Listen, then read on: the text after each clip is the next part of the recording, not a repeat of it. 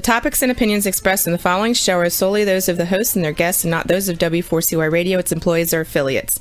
We make no recommendations or endorsements for radio show programs, services, or products mentioned on air or on our web. No liability, explicit or implied, shall be extended to W4CY Radio or its employees or affiliates. Any questions or comments should be directed to those show hosts. Thank you for choosing W4CY Radio. Welcome to Life with Open Pages Publishing. We all have a purpose in life. Sometimes we just need a little motivation to point us in the right direction. This show is designed to help you create the life you were meant to live. I'm your host, Michelle Spikanis. My goal is to motivate you to make simple life changes so you can experience a life with meaning, direction, love, and peace. Now let's start the show. Hello and welcome to another episode of Life with Open Pages. I'm your host, Michelle, and tonight we're going to talk about stepping out and serving others. You know, from teachable moments with our own children to helping others, it's so important to stop and develop those relationships. My guests, Terry and Jennifer Hand, will share with us on training leaders, sharing the gospel, and caring for orphans through their mission trips and through their core leadership program. Please welcome to the show, Jennifer and Terry Hand. Hi, everyone. Hello. Hi, welcome. Thank you for having us. Oh, absolutely. So tell us a bit about yourselves. So we run an organization, like you said, called Youth for Orphans, that we started as a ministry of our church about 11 years ago. And we started as a mission sending organization, sending high schoolers and young adults on trips to visit orphanages and children's homes in other countries to get a different perspective on the life that they live. You know, what's important in this world, and how to go about life a little differently than what everybody is telling them to do. We then transitioned into some leadership training that we did for the trips. And we're here today. We have 5 kids. I'm from Texas because that's the most important thing that you need to know about me. And yes, we do. We have 5 children that are almost completely out of the house. Our oldest is 30 and our youngest is 18 and headed off to college next year. And we have stepped into full-time mission ministry, I guess 2 years ago for both of us, and 6 years ago for Terry, almost 6 years ago. Yep. So how did you know that you were called into doing this? So I used to be a traveling salesman, and I was listening to Moody Radio in my car, sitting in a parking lot, punching in orders one day, and I heard this guy talking about how he helps orphanages in Africa become self-sustaining, and I got the warm, fuzzy feelings all over me, and God let me know that that's something that I'm going to be doing. And about that same time, there was a guy at our church that was visiting a children's home in Cat Island in the Bahamas, and I asked him if I could go with him because God had given me this call. And I went on a trip with him for a week and fell in love with the children and the idea of what we could do there. And came back from there and said I was on the mission committee at our church and asked them if I could start this new ministry, and got to speak before the congregation and let them know what we were going to do. And we're going to start by taking the youth group on trips down to this children's home and run VBS type camps for not only for the children at the home, but for the whole community on the island, to spread the gospel, obviously, and to let everybody know that that God loves them. And the children that grow up in children's homes need to know that that there are people out there that care about them, that they're valuable, and that one of the things that the pastor that works with that home, and he said that one of the things kids want to know is they want to know that someone's coming back to see them, and that it's important to them that people come back. So we would start doing those trips in 2010, and we've gone years. We've had people that have gone with us 5 and 6 times, years in a row, and it's just such a cool thing. We've had some of our young leaders stay for a month on the island. We got to the point where we were doing 4 different weeks of trips on the island, and some of them got to stay the whole time. Wow. So that's that. I think that's pretty much the calling. I think that for me personally, I've always felt called to care for children. The number of children we have together, first of all, shows how much we love them, but also I knew probably in my late 20s, early 30s that someday I'd be a foster parent. And I actually would find myself kind of perusing, like, how do you become a foster parent? And a few years ago, actually, before we stepped out in full-time mission ministry, we actually became foster parents and got to do that for a little over a year. And it was incredible to do that. It really gave us a neat perspective. So yeah, this is kind of something that God's placed on our heart, years and years ago, and just kind of started molding us into this so that we could be able to step out and do this. Speaking of perspective, there was my daughter, when she was in confirmation class in 7th grade, she said, "Dad, when I turn 16, I don't want much. I just want an Audi TT." And in our family, you don't get $50,000 sports cars for your 16th birthday, and so that kind of helped me realize that we've got a little bit of work ahead of us with a lot of kids in our country that realize that the expectations they have for what life should be like for them going forward. And I think that's what these trips really do, is they help them to see that there are children that they don't have any possessions hardly at all, and then some of them have been removed from their families because their families neglect them, or they mistreat them, and they need to know that there are people that want to come visit them. And our kids from the U.S. need to see that that wow, that new iPhone isn't as important as I really thought it was. Right. So when you talk about a calling or a nudging, can you go more into that of what it feels like and the importance of really listening to that? Oh, wow. That's such a great question. So, you said at the very beginning of your episode here that everyone has a purpose. Sometimes you just need a little bit of help trying to find what that is, and the encouragement to step out and to do it. And I think that through our programs, we kind of show people that there is a way to step out and experience Christ, like in all areas of your life. It's not just that when you go to church on Sunday or when you're on a mission trip in another country. It's actually meant to be just a part of your life, no matter what you're doing. If you're going to the grocery store or driving in your car, which I guess could sometimes be a bit of a challenge to maintain your perspective of Christ in traffic. But Right. But I think that it's so important because it keeps coming back to you. I mean, even though it was years ago that I felt such a calling to care for young children, to love them and be in relationship with them, and to volunteer at youth ministries or in children's ministries, you have to actually go ahead and take those next obedient steps. There was a pastor that I heard one time that actually said that sometimes our blessings are just one step of obedience away from us. And we really miss that when we're in such fast pursuit of our educations and our purpose. We're looking for it. That's kind of where I was going with this, is that the number of young people that come to us and like, we have no idea what God wants us to do. We don't know if we have a purpose. We don't know if we have meaning.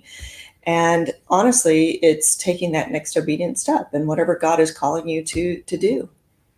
The nudging that we were getting 6 years ago, we were both working on staff at the church that we were at. And we just both kept in our daily studies getting the nudgings, like you say, that we should be doing more. And it was really that this was the place that God really wanted us to go full time. Because at that point I had been youth director at the church, and then I was adult discipleship director. Jen was the business, the administrator of the church. And God was saying, well, we can, use you more in this full time with Youth for Orphans. So we both took the plunge and stepped out of the boat. And Jen did it before I did. And then shortly after, we both were out, not drawing any income. We had another church pursued Jen pretty heavily. And she ended up, we had to decide, is this God providing for us? Because we didn't have any income at the time. Or is this Satan trying to knock us off our real purpose in life? And we came down on the side that it was God providing for us. Mm-hmm.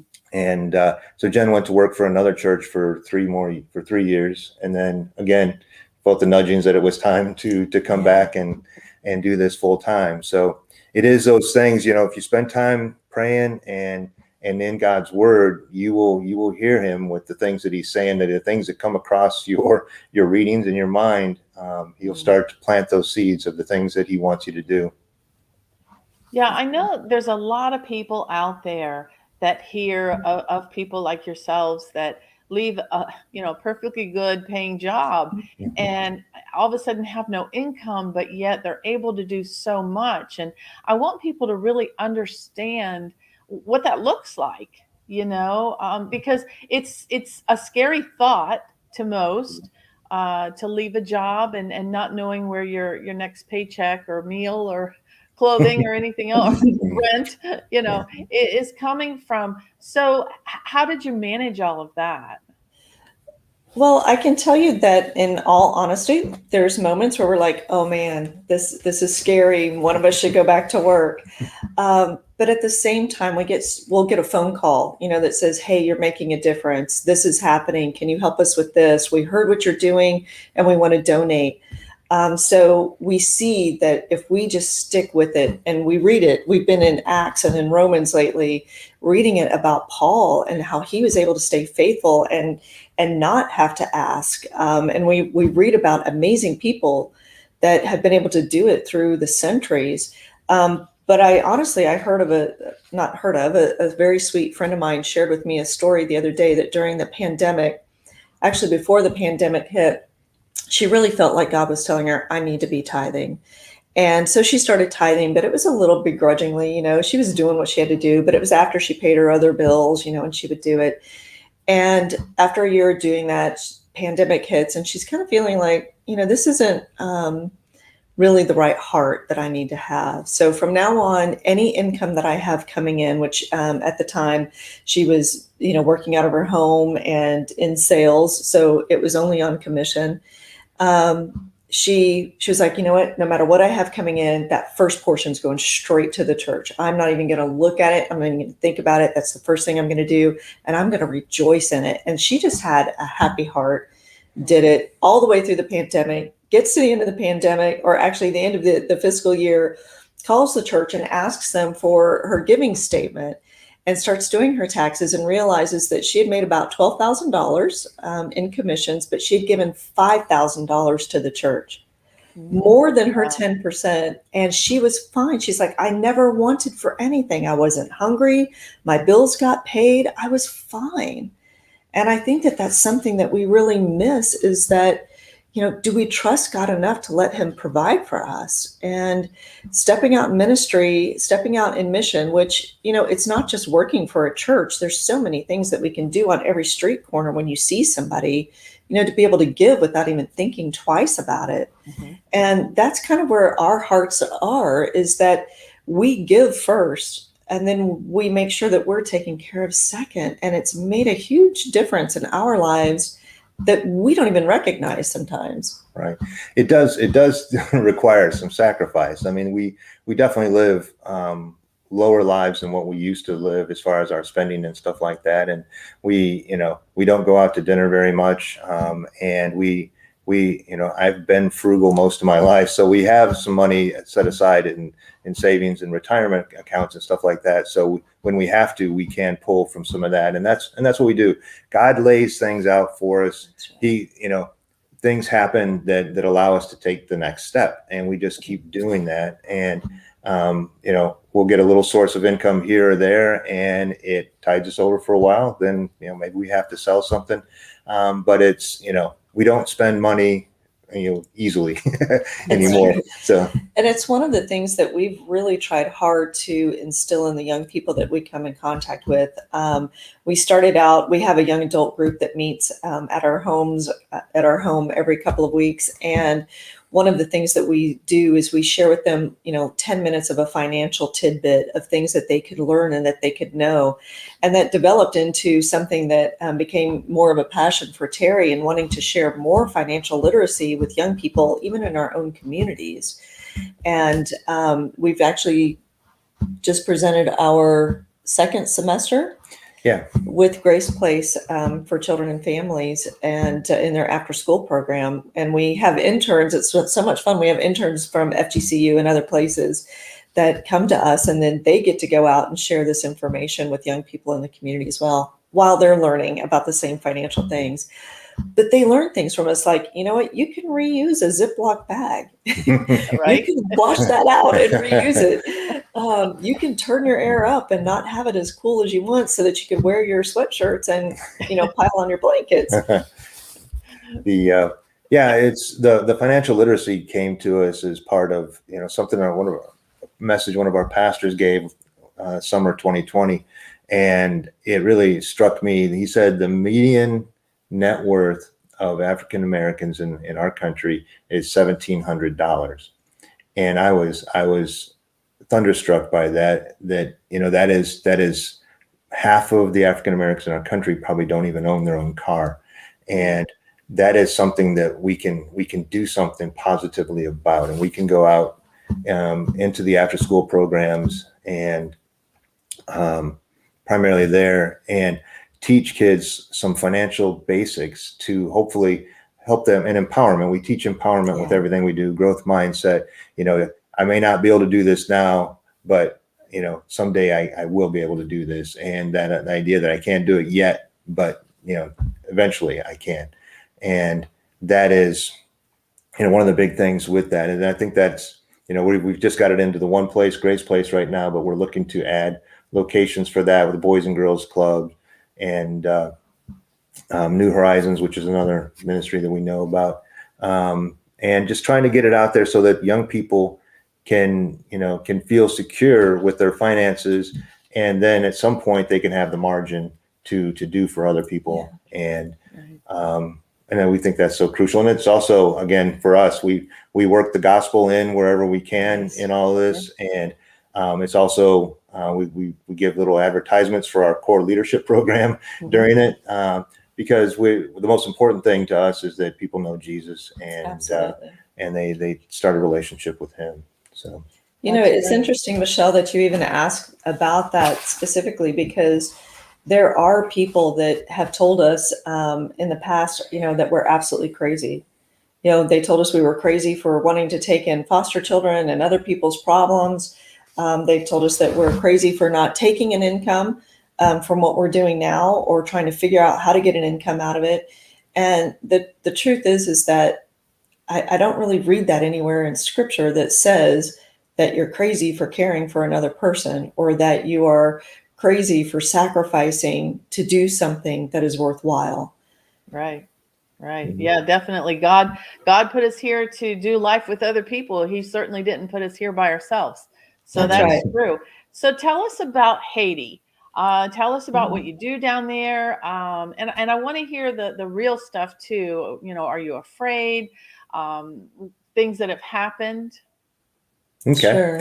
So Haiti, we work on an island out in the bay of Haiti called Laganov. It's a pretty big island. It's 24 miles long by 5 miles wide, roughly.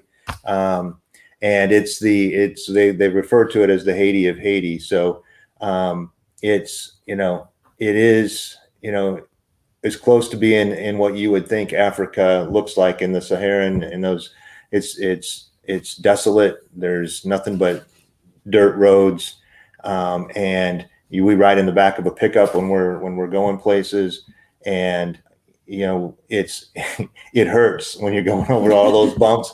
We have one village that we go to that is about a 2.5 hour drive. And you get back and you are sore. But I think even actually you have a picture of one of them. There's some children that are on a donkey. One's leading the donkey. Yes, that's the one. This is the community of Nalabuen, and these children, they'll get on a donkey if they have one accessible to them. I think that's the only one I've ever seen in this community. And they have to walk 3 to 5 miles round trip, no shoes, to get brackish water. It's not even clean water for them to drink. So it is still a country that does not have a lot of infrastructure. There's not a lot of roads. There's not running water and electricity. There's some solar power. There's some cell phone towers that you can get a signal from. But it is desolate, and they are definitely in places where they are desperate. And that's a lot of what you're seeing in the news right now, is that desperate people do desperate things. And, we don't know what it's like to go without food for days. And our friends there, they do. They expect to go 2 to 3 days without eating a meal. They expect for half of their children to pass away before the age of 5, which is the mortality rate that they're still looking at there, because of the lack of clean water and food. And yes, it can be scary. We've been on a number of trips, and I've never felt frightened once. I mean, it's different. It's not what we're used to. I know that the young people we take on trips, they're absolutely shocked by what they see. But I don't think we've ever felt frightened. But with the turn of events in the last couple of years, with the civil unrest, with the assassination of their president, with the recent kidnappings that, of course, we've heard about, I don't think that we could, in good conscience, take young people with us on a trip. And as a matter of fact, Terry was actually going to take a trip not long ago to go see our friends there to make sure that things are okay. There's an orphanage actually that's there that we're the sole providers for. So we want to be able to go and see the children and make sure that they're healthy and being taken care of. But we had some friends that said, you may not be frightened and you may feel like you're brave to go, but what happens is that others will see the pastor that we work with you, and then he'll become a target. Oh, okay. Yeah. So the thing in Haiti is, while we provide for an orphanage that has 13 children in it, and that's the starting point. The pastor that runs the orphanage for us has a church, he has a school, and he has a community that didn't have a school until he started one 8 years ago or 10 years ago. And so while we don't do a lot of things, we do there. So, for example, we're not fishermen, but we provide fishing supplies so these guys can go out and fish. I don't know anything about solar power or running an RO system, a reverse osmosis system, but there are things that we get involved in because they're things that are needed and they help the community. You can't say that you love people and not do something to help them to survive. Sure. With that too is that sometimes we get approached by people that have huge hearts and they want to do something. And because we are such a small organization, we can turn on a dime and go and try to help them accomplish this. For example, there's a young man that is one of the co-founders of 4Ocean that approached us with the fishing business stuff. And he knew that we were trying to help the people on this island. They had been doing some work out there and saw the conditions. And he said, I'm going to do a fishing gear drive. I'm going to contact all of my friends and people, and we'll ship a container down there. And so he got involved, and we were able to help him do it because, other larger organizations have to go through a lot of hoops and a lot of paperwork. And is this the right thing? And that's not our purpose. And we were actually able to help them.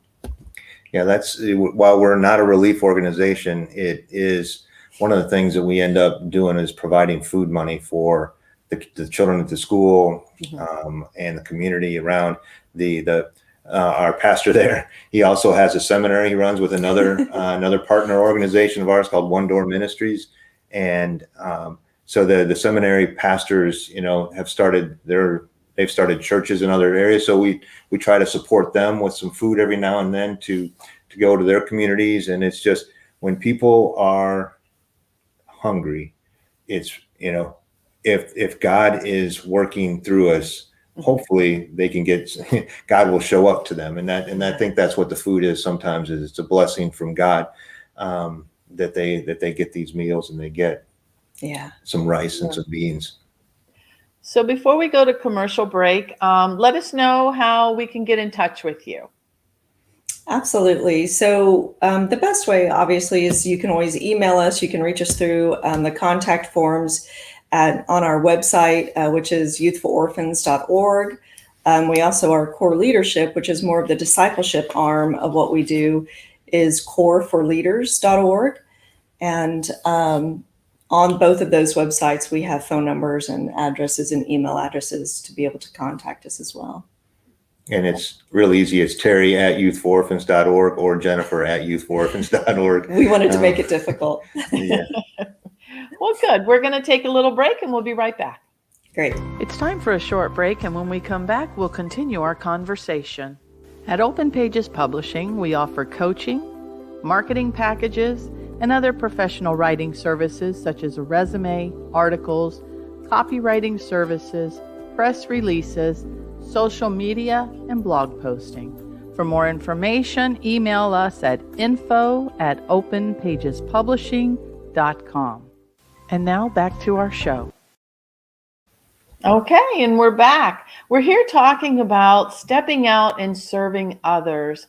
And I have two guests, Jennifer and Terry Hand, of Youth for Orphans and Core Leadership. And they're talking about how they share the gospel in different areas, not just here in the States, but in other areas, and how they teach our young adults to be leaders and how they care for orphans. So Jennifer and Terry, you've been to Haiti, you help here in the United States. What are some other places that you've helped at? So our original mission piece started actually in the Bahamas, Cat Island, Bahamas, and that's the longest place that we've been going to. And I think it's important to note that of our mission trips that we always go back to the same places over and over. We don't just look for, hey, where is a disaster happening, or what's the most, the latest, most exciting place that we can take young people. It's really about the relationships that we build with the young people in the communities there, the homes that they live in. So Cat Island was the first one. Then we branched out into Haiti, and then we went back to Nassau in the Bahamas. And we did that because the young people, when they leave the home on Cat Island, they're hitting about puberty age. They get sent to Nassau. So not only were they removed once before from their homes, usually neglect or abuse, kind of like the foster care system here, they're moved over to Cat Island. But then again, a few years later, they're sent to another completely new place where they know no one, and then there's a lot more opportunity to get into trouble. And we found like we needed to kind of continue with that relationship with them, especially as they started to age out of the system and don't have, the nurturing love of parents to show them how to protect themselves and what to expect and how to provide for themselves. Mm-hmm. And then our latest one, right before the pandemic hit, we went to Guatemala, and we've only been there once, and we're hoping that we get to go back again. Yes, that's a picture of the after-school program that we did in Guatemala. Absolutely amazing. Aww. So going back to Nassau, one of the things that we realized we wanted to keep in contact with the children as they moved away and keep our bonds with them, but also that life skills training. So when we talked to the two different children's homes in Nassau that we work with, the life skills training was a big thing, and to teach the kids how to get to do a job interview, how to get a job, what to conflict resolution skills, money management. What is a good dating relationship look like? All these kind of things that we teach the kids when we're there. Also, of course, we always do the gospel, and we do worship and play games and all those fun things. But it's the idea that someone Most of them will either go back, if they were removed, they will go back to one of their parents when they come out of the system, or they will land in a home. There are a number of people who will take them in for some rent after they get out, but they have to get jobs, and they have to get some skills and know how to go about all that. And that's one of the things that we really feel good about doing there, is helping them with those. Yeah. So do you find that, I know when you go to these places, you would more than likely have interpreters with you. But when you're working one-on-one with the kids, do you find it hard? Is there a true language barrier? How do you deal with that? I think actually you have another picture there of some girls playing hand games with each other. It's absolutely amazing. Yes. So it's absolutely amazing that you can go into a country and not be able to speak the same language, but you have other things in common, like just joy, laughing, fun, music. We always take music with us when we go on mission trips.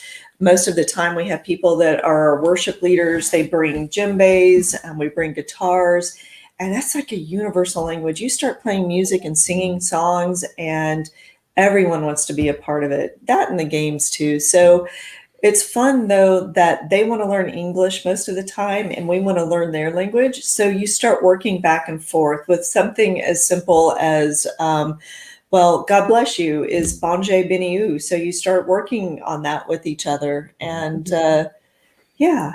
Bonsoir, bonjour, Yeah. good afternoon, good morning kind of things. And you just, those things, it's, everybody wants to, you can communicate just with smiles is the biggest thing, and having fun. And, I don't know if you guys remember the 1, 2, 3, 4, I declare a thumb war, but that's like a big thing that you can always do and get kids engaged and have fun with them. And and we bring, parachutes and jump ropes and balls and play dodgeball with them. The teachers at Everyone the school knows dodgeball. Yeah, the teachers are worse than the students. They get really competitive in dodgeball. And they want to have fun too. Yeah. That's for sure.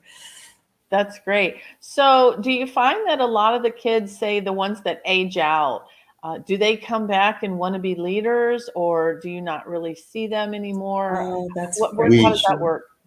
We've got one that we just talked to last week, would be our first one to come into core leadership from the Bahamas, and we're hopeful that'll start a flood of the ones that have aged out. We have probably 10, maybe not even 10, that have aged out since we started going. So when we started going to Cat Island, they were all pretty young. So we've got a number of them now that have aged out from the Cat Island children's home.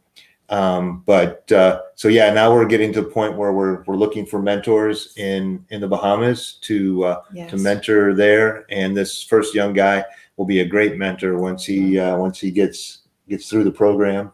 And you know what, that is so much fun though, to build relationships with them. If they hear that we're coming to Nassau, even on vacation, like one time Terry and I had just an incredible opportunity to take like a 3-day cruise, and it landed in Nassau, and all of the kids that had aged out heard that we were going to be there, and they tried to make it to church to come and see us. So it's one way to get them to church is for us to show up there as well. But it's so much fun to be able to go, yes, this is some of the young people. So that's that have a picture. served with us. Moslin, he graduated, I think 3 years ago from high school, and he's got a good sales job right now. And he comes back to see us every time we show up there. We do a reunion at the church each week that we're there, and invite all of them to come back, and we hang out. And of course we play dodgeball. And make them a big meal. That's I think one of my love languages is cooking for people. So our home is always full of people that are coming and going. And as a matter of fact, we've got a young man that is hopefully coming from the Bahamas that we've known. Wow, we've known him for a long time, and I think he might be coming to spend Christmas with us. I'm not sure yet, but they come frequently. Yeah. Oh, that's great. So tell us about the core leadership program. Oh, yeah, absolutely. So going on trips, we found that the way that we've organized the trips is the young people that come with us, they run the trips. They run the camps. They provide the music. They provide the messages at the camps. They organize it. They plan it for months ahead of time. They work on learning Creole if we're going to Haiti. So we really want them to do it. They were lacking in some of the leadership skills that we had hoped that they would have developed by the time that they were coming. So we kind of felt like, well, if we're expecting this out of them, then we should probably go ahead and train them the way that we want them to be on these trips. So we started doing it. It kind of, it worked while they were there, fantastic.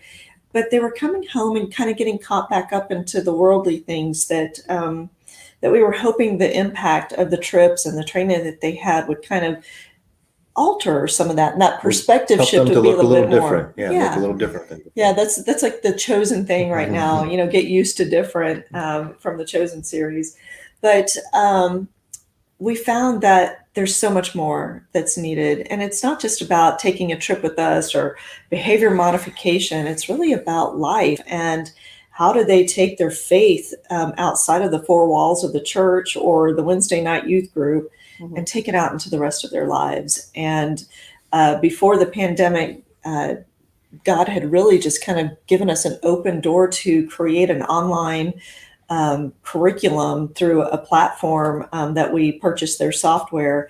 And it's been incredible. We started writing it, and then the pandemic hit, and we were like, Lord, this is what you were doing? This is why you had us going down this route? But we started off that first year. We had 20 students initially that signed on to do it. They were anywhere from high school age to 35. A 35-year-old young lady wanted to do it with us.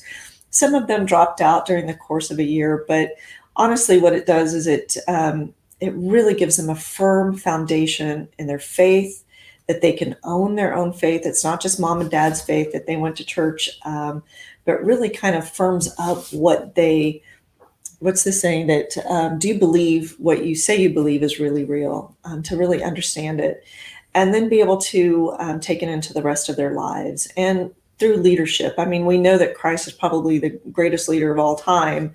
When you look at the principles he taught and the people that he led and the impact he's made over thousands of years. And we wanted to instill some of that in them. And that's kind of what we're doing with this. The really neat thing about it, and I'll let you talk more about the mentorship because I'm the one doing all the talking. Yeah. So what it is it's a 1 year or a 2 year program, and it's each year has 30 sessions of content. A session is about an hour's worth of work online and in their Bible, reading and watching videos and reading the content that we put around the videos in the online platform. And then it's about an hour or so conversation with their mentor going through that. We ask questions in the content that aren't like, well, what did you learn about this? It's like, it's beyond that. It's what did you learn, and then how is it going to apply in your life going forward? And we're trying to get them to wrestle with the things that God is teaching them so that they start to own it. You know, one of the big issues with our there's a retreat that we did on Fort Myers Beach with some of our core leaders.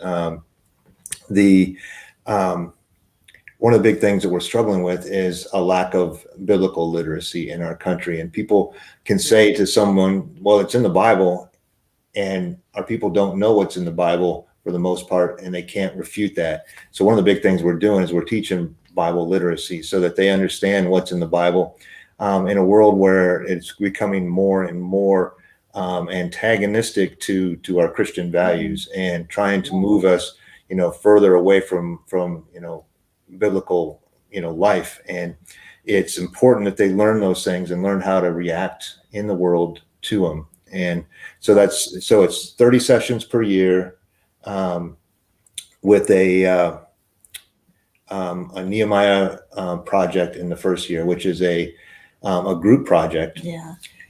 I was going to say, this is one of my favorite things that came up. It's a group project. There's 3 of them in a group. And instead of just what they're getting out of the scripture, it's what is scripture asking me to do? What is God asking me to do in the world? And stopping and looking around and saying, there's a need that needs to be met. How am I supposed to meet it? In some cases, it can be implemented. In other cases, it's really just theoretical, looking around and actually calling some of the local organizations like St. Matt's House or Ocean Church, which they've talked to them about some of the projects that they're doing. But it gives them an opportunity to stop and say, wait a minute, I don't care how old I am or how young I am. I have a responsibility to the world around me to make a difference for Christ. And if there's a need that needs to be met, I need to be doing it. And it culminates in a scholarship opportunity for them. Oh, that's great. Yeah. What else? So tell us about the importance of your faith being a part of your everyday life. You did talk some about, we're driving down the road, we get frustrated, and we try not to be a bad driver or say anything bad to someone else or shout something out when they do something we don't like. So how important is that for us to, stop and realize whose we are?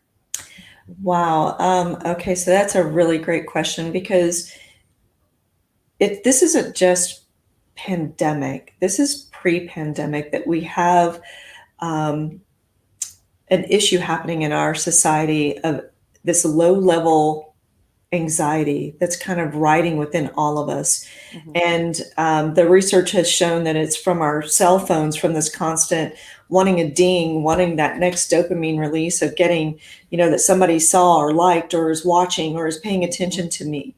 And so we're walking through life and we've got this low-level anxiety, so that when something happens, you stub your toe, you fail a test, a boyfriend or girlfriend leaves you, your parents divorce, you lose someone you love. Now that anxiety is ratcheted up to a level that is unmanageable. And the reason that I'm answering it this way is because now the number 2 cause of death, according to NAMI, the National Association on Mental Illness, for kiddos the ages of 10 to 34 is suicide. Yeah. That's the number 2 cause of death. And not having that firm foundation, not having that faith that goes with you wherever you're going, that goes before you, and knowing that someone is, that not just someone, but that God is with you in all circumstances, in how you react and the things that are happening and coming at you, you lose hope. And with that loss of hope, you feel like, what is my purpose? It's like you said before, what is my purpose? Why am I here? Right. And you don't want to continue. And does anybody really care? Right. So that's why we talk about purpose and calling in the core leadership content. It's, everybody was put here by God with a purpose, and He will put different callings on our lives throughout our lives of things He wants us to do. And knowing that we have that purpose, that He has, Ephesians 2:10 says that we were created for a purpose, and not only that, but we were God's crowning achievement. We were His masterpiece, and He created us for certain works, and that is something to live into. And that's one of the things that we continue to emphasize throughout the program is that you're here for a reason, and you've got to understand that, if you don't do the things that God is hoping is wanting you to do, then the people around you are not getting what God wants for them. And the idea that we have to live into what God wants for us, and trying to get people to believe that is really transformative. We have to work on, we work on the transformation that happens. And going back to your car driving thing, it is, as you start the sanctification process, getting to know Jesus more and getting to be more like Him, the patience starts to come. All those, the fruits of the Spirit, the love, joy, peace, patience, kindness, goodness, gentleness, faithfulness, and self-control. Those things all start to come into your life, and they start to transform you into being more like Jesus. And that's our main goal here, is to help people get to that place where their will is not actually their will, but it's God's will, and that's what's happening as they walk through their daily life. And I think that's central to every piece of what we do, whether it's sharing the gospel with those who don't yet know Jesus, to be able to tell them that you are precious, you are loved, you are beautiful just the way you are. You may have messed things up and done some things that you would really rather not remember, but He already doesn't remember them the minute that you ask for forgiveness. or whether we're caring for the orphan and letting them know that you are God's masterpiece. He will not abandon you. He will not forsake you. He will not leave you. Or whether we're talking to the young people in our mentorship program. And that's one of the beautiful things that the mentorship does, is that it steps into the lives with these young people, not so that they put on this perfect face when they're meeting with you and give you all the right answers, the textbook answers, the Sunday school answers that they know you want to hear, but that they can actually say, you know what, I had a really rotten day and this is what happened. And I need someone to help me with this, and pointing them to scripture, praying with them. The bonds that we find that are happening in the mentorship programs are spectacular. It's not so much anymore just the fact that you're coming to us, you were learning more about Jesus, but you've got someone who is stepping into your life and being Jesus to you, and caring for you in a way that is life-giving. It's Right. wonderful. How many mentors do you currently have? We have 13, 14, 15. 15 that have mentees right Yeah, now. 15. And we have some guy mentors in the wings waiting for guy mentees. We have lots of girl mentees coming in, and we need lady mentors. We need lady mentors. Yes, we Okay. do. Okay, so tell us again, how do we get in touch with you? You can reach me at Jennifer@youthfulorphans.org or Terry at youthfulorphans.org. And you can always visit our website as well. Yeah, or coreforleaders.org. Yes. And we're on all of the social media platforms as well. And that's where I know that social media gets a bad rap in a lot of cases, but it's been a place for us to really shine bright. And I think one of the things that I love about it is, one, we can be in contact with people all over the world. And most recently, earlier this year, Terry got a mentee from an area on the continent of Asia. We won't be too specific, because he is persecuted for being a Christian, and his life could be in danger, for people to know that he is pursuing a faith-based education, knowledge that he's getting with Terry. What's beautiful about it, though, is that he takes what he's learning through Core for Leaders and with Terry, and he's sharing it with other young men that he's talking to a few days later. But that's just kind of like the impact that each one of us can have. I mean, we never knew that we would reach that far, but each one of us can step out in faith and step up and do something with our faith and not compromise it, I think, is one of the biggest things. Is there anything else you'd like to share? We only have a couple minutes left, and I want to make sure that you get all of your needs and wants met. Well, when you visit our websites, there is a donate button if you would like to help support the ministry, and we would greatly appreciate that.